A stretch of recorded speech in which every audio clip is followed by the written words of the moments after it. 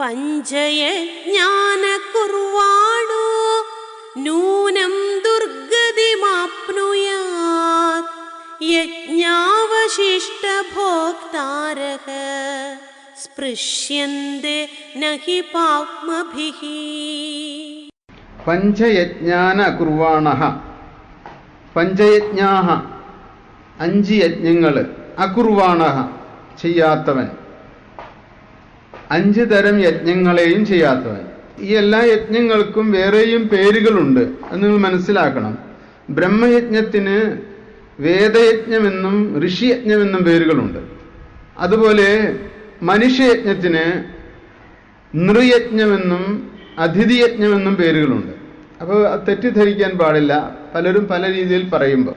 ഈ 5 യജ്ഞങ്ങൾ അകുർവാണഃ ചെയ്യാത്തവൻ, നൂനം തീർച്ചയായിട്ടും നിശ്ചയമായിട്ടും ദുർഗതിം ആപ്നുയാത് ദുർഗതിയെ പ്രാപിക്കും.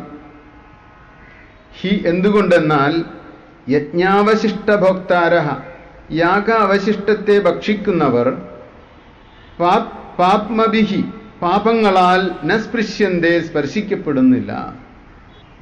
ഈ 5 യജ്ഞങ്ങളും ചെയ്യാത്ത ഒരാളെ നിങ്ങളൊന്ന് ആലോചിച്ച് നോക്കൂ. അയാൾ എങ്ങനെയുള്ളൊരു മനുഷ്യനായിരിക്കുമെന്ന്. അയാൾ ഈ ലോകത്തെ ഏറ്റവും കശ്മലനും വരണ്ടവനും പിശുക്കനും തൻ്റെ കാര്യം മാത്രം നോക്കുന്ന സ്വാർത്ഥനും ആയിരിക്കുകയാണ്. അയാൾ ഇതൊന്നും ചെയ്യുന്നില്ല. അയാൾ ദുർഗതിയും ആപ്നുയാത് ദുർഗതിയെ പ്രാപിക്കുമെന്ന് പറഞ്ഞാൽ എന്താ അർത്ഥം?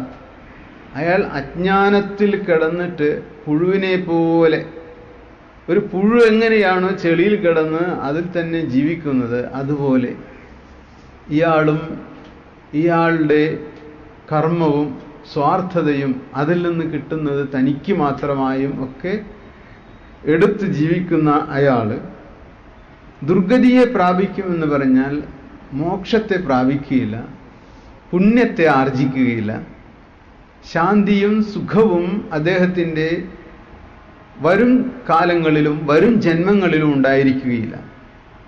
എന്തുകൊണ്ടെന്നാൽ അദ്ദേഹം ഭക്ഷിക്കുന്നത് യജ്ഞ അവശിഷ്ടമല്ല. യജ്ഞ അവശിഷ്ടമാണ് നമ്മൾ ഭക്ഷിക്കാൻ പാടുള്ളൂ. ഈ അവശിഷ്ടം എന്നതുകൊണ്ട് മോശം എന്ന് കരുതരുത്. യജ്ഞ അവശിഷ്ടത്തെയാണ് യഥാർത്ഥത്തിൽ പ്രസാദം എന്ന് പറയുന്നത്.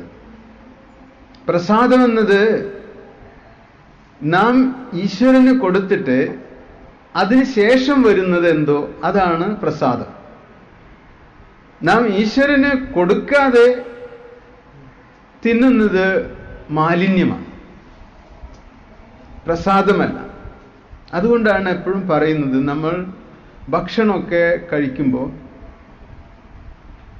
ഭക്ഷണത്തിൻ്റെ മുന്നിലിരുന്ന് കുറച്ചു നേരം കണ്ണുകൾ അടച്ച് പ്രാർത്ഥിക്കണം. ഇവിടെ നമ്മൾ അത് അനുവർത്തിക്കേണ്ടതാണ്. യഥാർത്ഥത്തിൽ ആ മാതൃക. ഇപ്പോൾ ഉച്ച സമയത്ത് നിങ്ങൾ ഇവിടെ ഭക്ഷണം വിളമ്പുന്ന സമയത്ത് എല്ലാവരും അവരവരുടെ പാത്രമൊക്കെ എടുത്ത് വെച്ചങ്ങ് ഭക്ഷണം കഴിക്കുന്നത് കാണാം. പക്ഷെ അത് മാറ്റിയിട്ട് ഈ പായ 2 വശത്ത് ഇടണം. ആ പായ ഇട്ടതിന് ശേഷം എല്ലാവരുടെ മുന്നിലും പ്ലേറ്റ് വെച്ചിട്ട് 1, 2, 3 പേര് നിന്നുകൊണ്ട് അത് വിളമ്പി കൊടുക്കണം.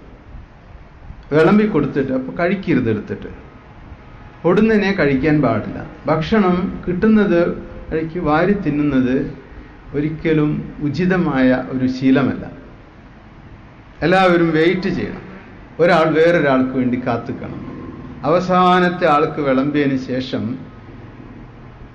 ആ വിളമ്പി കൊടുത്ത ഒരാൾ വന്നിട്ട് ഇവർക്കൊരു മന്ത്രം ചൊല്ലിക്കൊടുക്കണം. എല്ലാവരും ഏറ്റുചൊല്ലണം. ബ്രഹ്മാർപ്പണം ബ്രഹ്മഹവിഹി ബ്രഹ്മാഗ്നോ ബ്രഹ്മണാഹുതം ബ്രഹ്മൈവതേന ഗന്ധവ്യം ബ്രഹ്മകർമ്മ സമാധിന എന്ന മന്ത്രം ചൊല്ലിയിട്ട് എല്ലാവരും പ്രാർത്ഥനയോടുകൂടിയിട്ട് ഭക്ഷിക്കണം. അപ്പോൾ അത് മാലിന്യമല്ല, അത് അമൃതമാണ്, അത് യജ്ഞശിഷ്ടമാണ്. യജ്ഞശിഷ്ടമാകുന്നത് എങ്ങനെയാണ്? നമ്മളുടെ സങ്കല്പത്തിൽ ഈശ്വരന് ആദ്യം കൊടുത്തു. അത് ഈശ്വരൻ്റേതാണെന്ന് എൻ്റെ മനസ്സിൽ ഞാൻ സങ്കല്പിച്ചു. ഈ സങ്കല്പങ്ങൾക്കാണ് ഏറ്റവും പ്രാധാന്യം. നിങ്ങൾ കഴിക്കുന്നതൊക്കെ ഒന്ന് തന്നെ, പക്ഷെ നിങ്ങളുടെ സങ്കല്പത്തിൽ ഈശ്വരന് കൊടുത്തോ, അത് ഈശ്വരൻ്റെതെന്ന ഭാവം ഉണ്ടായോ? ഞാൻ തിന്നുന്നു എന്ന ഭാവം കളയണം. അത് ഈശ്വരൻ കഴിക്കുന്നു എന്ന ഭാവം ഉണ്ടാവണം. ഞാനല്ല കഴിക്കുന്നത്. ഞാൻ കഴിച്ചാൽ അത് ഭോഗമായി മാറും, അപ്പോൾ അത് മാലിന്യമാകും, അത് വിഷമാകും. ഈശ്വരൻ കഴിക്കുന്നു എന്ന ഭാവം ഉണ്ടാവണം.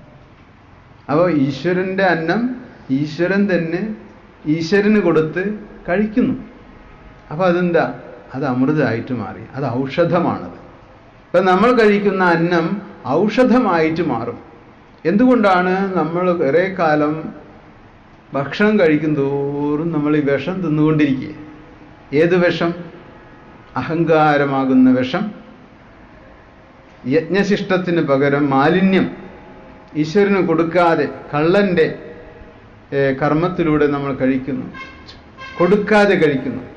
അപ്പം അതുകൊണ്ട് ഗുരു ഇവിടെ പറയുന്നത് ദുർഗതി മാപ്നുയാത് എന്ന് പറയുന്നത് വളരെ അർത്ഥവത്താണ്. യജ്ഞശിഷ്ട ഭോക്താരഹ, യജ്ഞശിഷ്ടം ഭക്ഷിക്കുന്നവനെ പാപങ്ങൾ സ്പർശിക്കുകയില്ല. യജ്ഞശിഷ്ടമില്ലാതെ കഴിച്ചത് പാപമായിട്ട് തീരും, പാപ അന്നമായിട്ട് മാറും. അപ്പോൾ കഴിക്കുന്ന അന്നം പാപ അന്നമായിട്ട് മാറും. അപ്പോൾ അത് ശ്രദ്ധിക്കണം എന്നാണ് പറയുന്നത്. നമ്മൾ മാതൃകയായിട്ട് തീരണം.